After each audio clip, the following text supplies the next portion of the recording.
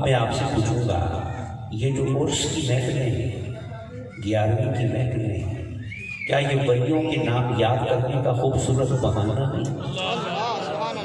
बोलो ना।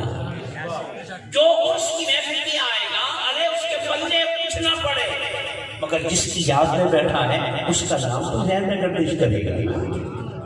जो गौस की याद करेगा, बोलो बेशक वो है लंगर के टाइम ही आए, महफिल में बेशक ना आए, तिलावत ना सुने, नात ना सुने, खिताब ना सुने, लंगर के टाइम ही आए, मगर हर रुकने के साथ गौस का नाम अंदर जाएगा।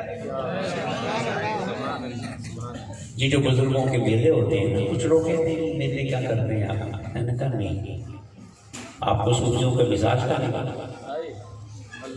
मैंने कहा कोई शख्स मेले पे आया, मस्जिद में नहीं गया, दरबार में भी नहीं गया, महफिल में नहीं बैठा, मेले में लगे हुए बाजार से बर्फी का टुकड़ा खा लिया,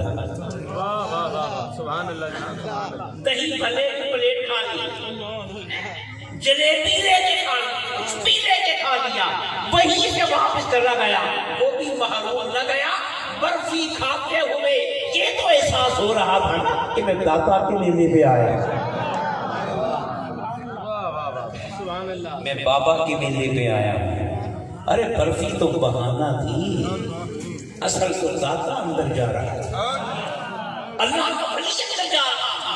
ये जो वलियों ने सिलसिले बनाए, मैं तो कहा करता हूँ, अरे किसी के तंज पे न जाना और किसी के गाने को हमें जितना देना, अगर मस्जिद में जाने का मामूल नहीं ना बना, नमाज पढ़ने का मामूल नहीं बना, तो खुदा के लिए महफिलों में आ जाया करो, मिलाद की महफिलों में आ जाओ, यादी की महफिलों में आ जाओ, नीयत के साथ आओ, कभी न कभी कर्म हो जाएगा और महफिल वाला उठा के मस्जिद का भी बना। और अगर यहाँ भी नहीं आया तो फिर फैंस का दरवाजा खोलेगा।